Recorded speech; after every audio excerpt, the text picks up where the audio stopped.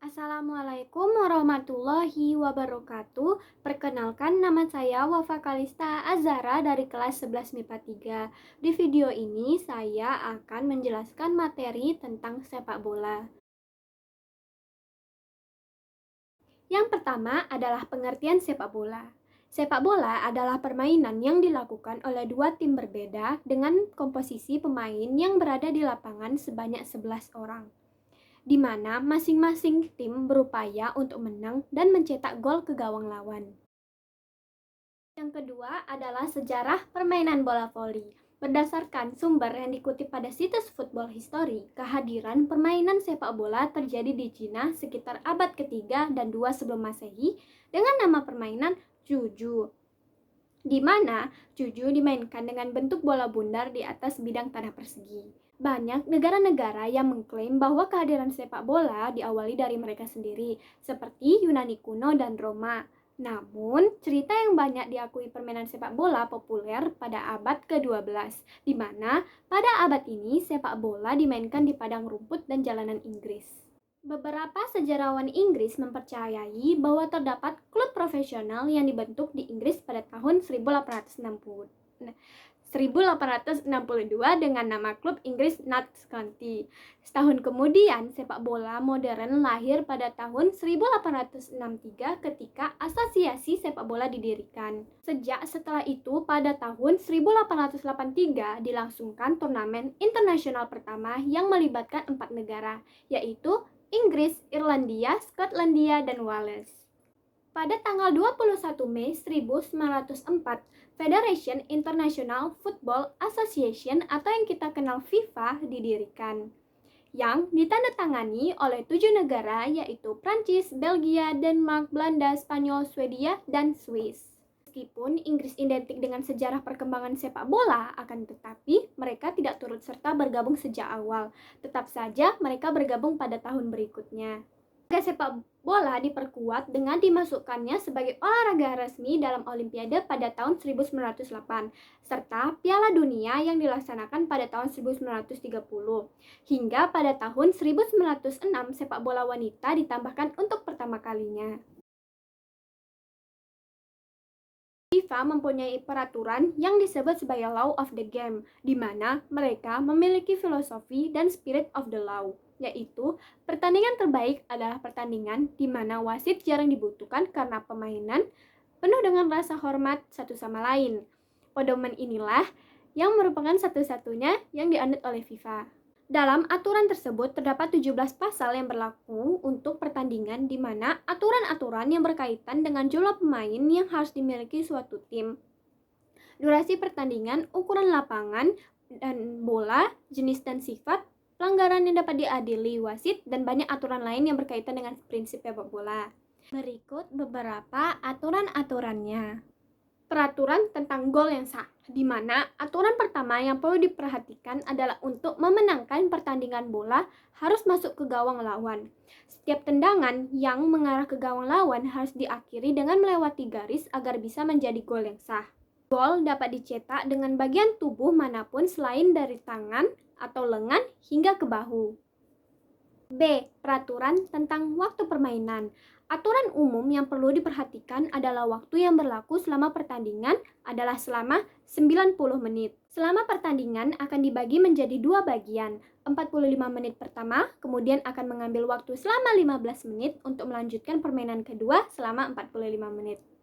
Ketika permainan berakhir imbang selama 90 menit berikut dengan tambahan makan, akan dilanjutkan adu penalti untuk menentukan pemenang, di mana penalti ini dilakukan dalam kotak penalti dengan menendang bola ke arah gawang lawan.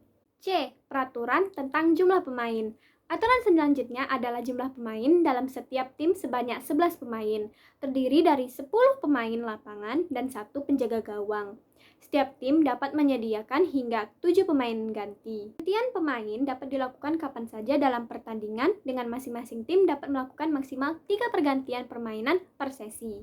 Selain itu, para pemain harus memakai equipment atau peralatan seperti mengenakan sepatu, bantalan tulang kering, dan jersey yang serasi. Selain itu, penjaga gawang juga akan menggunakan sarung tangan yang empuk. Setiap tim akan ditunjuk satu kapten, di mana kapten yang nantinya akan memakai karet kapten. Bola yang digunakan dalam permainan juga telah diatur di mana lingkaran harus memiliki ukuran lingkar 58-61 cm. D. Peraturan wasit dan pemberian kartu. Setiap pertandingan harus menyertakan satu wasit dan 2 asisten wasit atau hakim garis. Wasit adalah bertindak sebagai penjaga waktu dan membuat keputusan apapun yang mungkin perlu dibuat seperti pelanggaran tendangan bebas, lemparan ke dalam, penalti, dan ditambahkan tepat waktu di akhir setiap babak. Wasit dapat berkonsultasi dengan asisten wasit kapan saja dalam pertandingan mengenai keputusan. Untuk pelanggaran yang dilakukan seorang pemain dapat diganjar dengan kartu kuning atau kartu merah tergantung tingkat pelanggaran yang dilakukan. Ini biasanya dilakukan atas dasar kebijakan wasit. Kedua kartu tersebut memiliki arti yang berbeda, di mana kuning sebagai tanda peringatan, sedangkan kartu merah adalah hukuman untuk pemain yang melakukan pelanggaran berat. Itu, 2 kartu kuning sama artinya dengan 1 kartu merah. Kerugian bagi tim ketika terdapat salah satu pemain yang diganjar kartu merah, pasalnya secara otomatis mereka akan kehilangan 1 pemain. Keempat, manfaat bermain sepak bola. Kehadiran sepak bola banyak memberikan manfaat positif bagi kesehatan. Manfaat-manfaatnya adalah menambah kebugaran, stamina, meningkatkan kerja tim dan sosial, baik untuk kesehatan mental, baik untuk kognisi, dan membantu problem solving anak. 5. Ukuran lapangan. FIFA menerapkan standar ukuran lapangan sepak bola internasional dengan panjang 100-110 meter dan lebar 64-75 meter. Adapun lingkar tengah memiliki radius 9,15 meter, sedangkan ukuran kotak penalti adalah 40,3 dan 16,5 meter. Di dalam lapangan terdapat 2 gawang yang dijaga oleh masing-masing kiper, di mana gawang itu sendiri terdiri dari bingkai berukuran tinggi 8 kaki dan lebar 8 meter. Teknik dasar dalam bermain bola. Yang pertama adalah teknik dasar mengoper bola atau yang kita kenal sebagai passing. Ada beberapa teknik passing atau operan yang baik agar bola dapat terakurasi dan sampai di kaki teman tanpa direbut oleh tim lawan. Berikut beberapa teknik passing.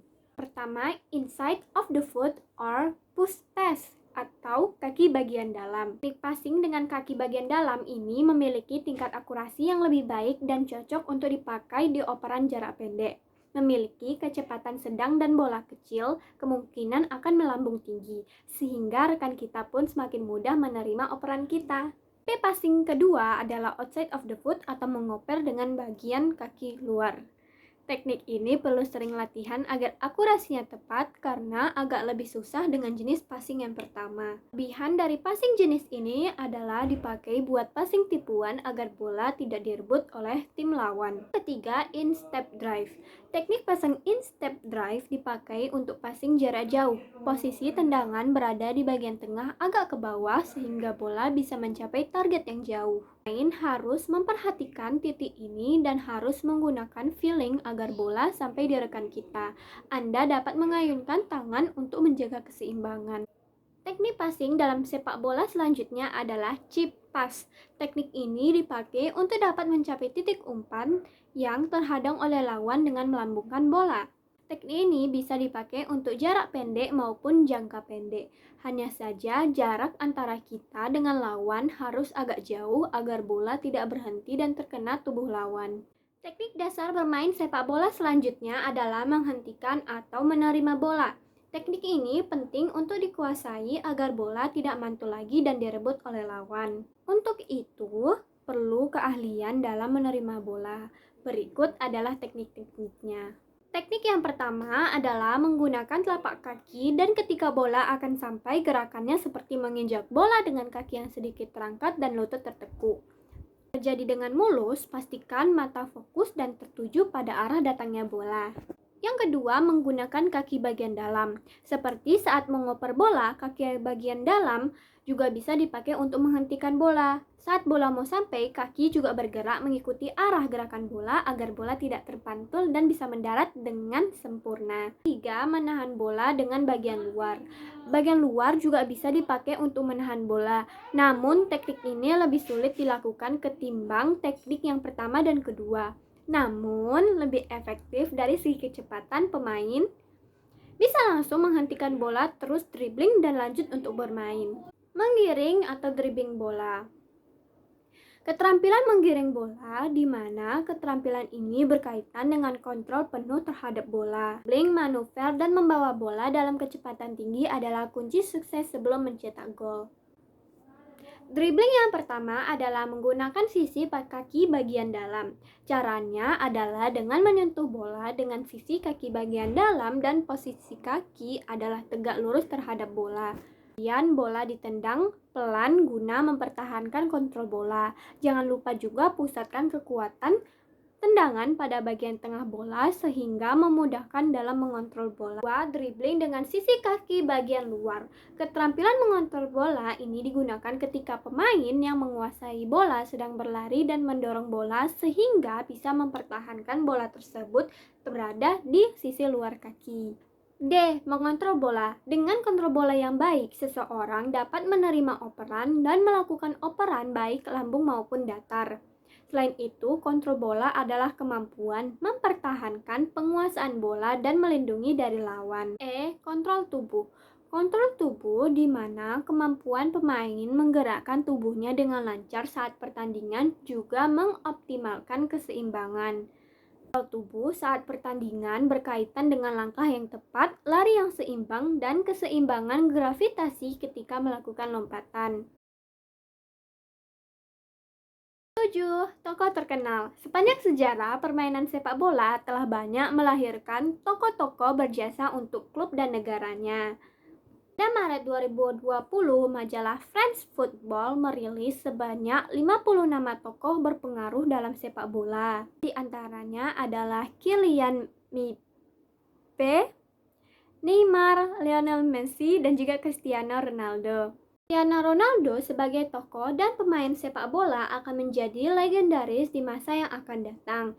Ia telah menginspirasi banyak orang dengan segudang prestasi dan kekayaan yang dimiliki dari hasil pertandingan demi pertandingan. Tidak salah, Ronaldo adalah tokoh ternama dan berpengaruh yang akan terukir sejarahnya di kemudian hari. Sekian dari saya. Wassalamualaikum warahmatullahi wabarakatuh.